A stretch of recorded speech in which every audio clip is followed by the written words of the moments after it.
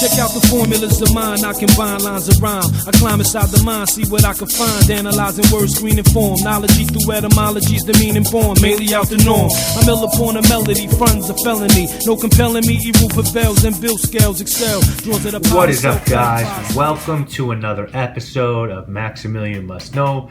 Got another blind bought fragrance for you today, one that I've been wanting to add to my collection for quite some time.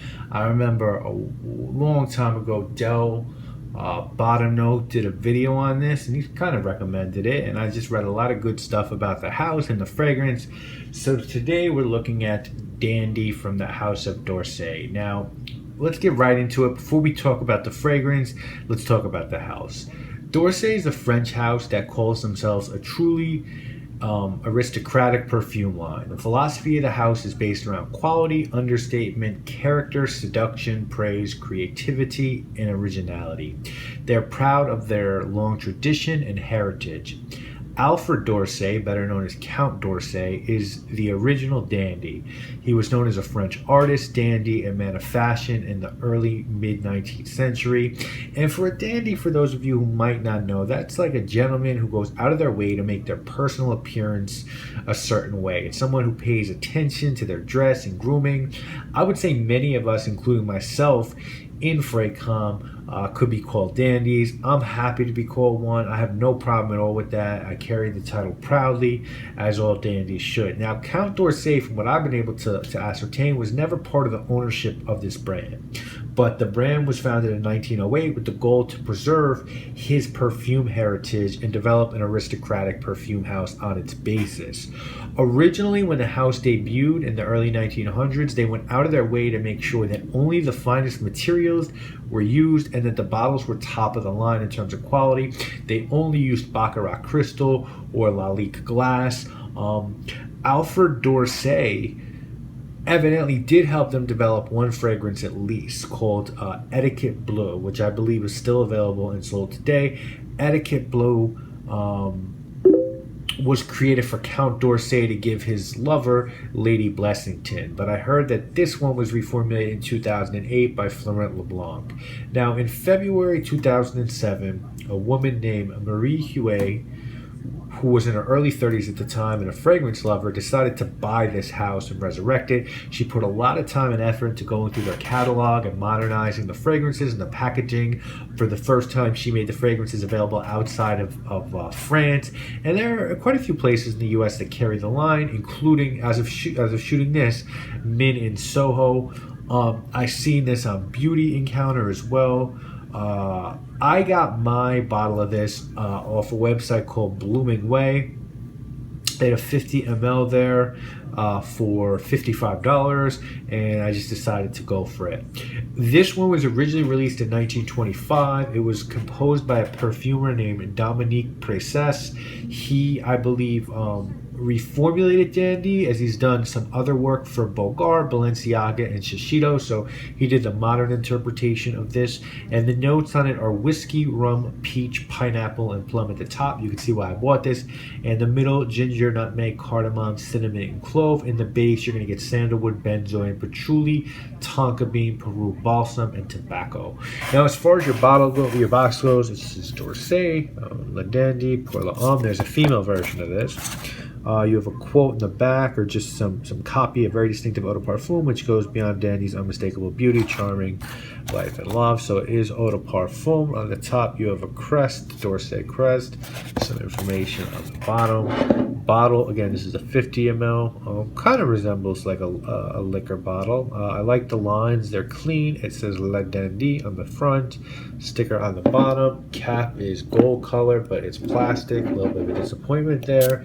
The atomizer is fine. So looks actually a little small for a 50 ml bottle, but I could be bugging on that. So what does it smell like? Now, guys, I want to tell you something. I wanted to love this. Like, I was excited to love this. I've been called a dandy. The backstory is dope. But I kind of see why this one doesn't get the love that it warrants or expects, I should say. It doesn't smell bad. but something about it just ain't right. Like, you ever met someone that seems all right, and like he never does anything crazy, like pulls his dick out at the dinner table, but you just feel like something's off? That's dandy for me. The promise of plum and pineapple are just not there. Like, for me, this one opens up with peach, and it's not a sweet peach, no. It's drier, and it has an alcohol vibe to it. But the alcohol isn't like Frappan, rum, or cognac, or whiskey. It's sort of synthetic and not pleasant. Doesn't smell bad, but this really can't fuck with some of the good boozy scents out there.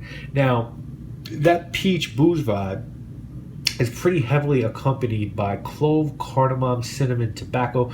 The tobacco for me is heavy, one of the heaviest notes in the fragrance. So to me, it's like a boozy peach tobacco scent. And a fragrance that I think of when I think of that is one of the newer ones from Slumber House, Kiss Day. And that one's just so much, like the notes on it are so much better. It's thicker, it's more viscous. It performs better. This is really like a bad version of that. And that's really how I would describe this one. You know, as it dries down, the tobacco becomes more apparent, but it doesn't do much more than that. You know, the notes look great on this one, but for me, it just really never materializes into what I thought could be a really good fragrance.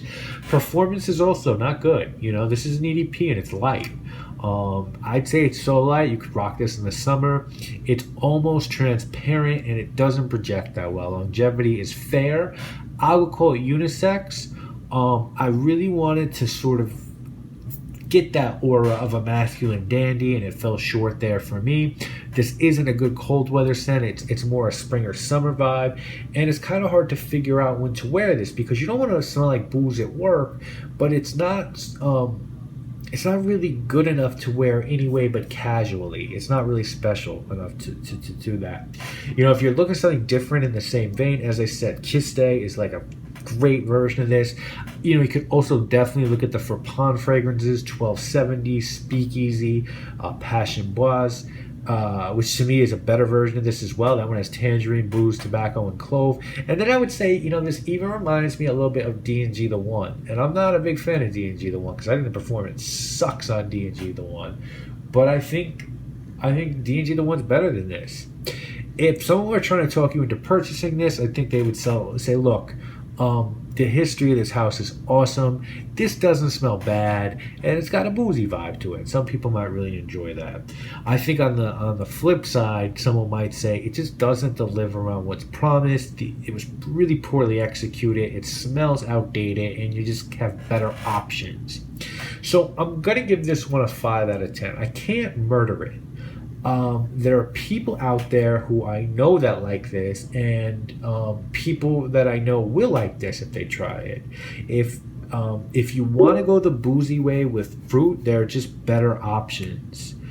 Like, I just can't in good fragrance recommend this to my subscribers. I don't think of this as a dandy scent. Like, I think of Third Man by Caron, Port Monsieur by Chanel, Bois de Portugal by Creed, Blenheim Bouquet by Penhaligon's. Like, those are scents that wealthy fly men wore.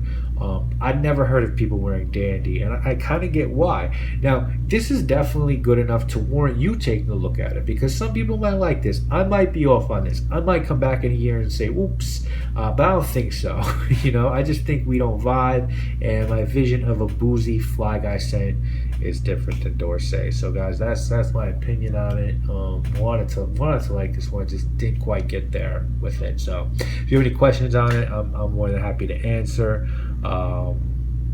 More videos coming next week, guys. You know what it is. My name is Maximilian. Feeling like bounty? Check it out. I'm up on your girl while you be in the county. You wanna act rowdy? You can't see me, cause your vision getting cloudy. I burn them seeds like white cannon out in my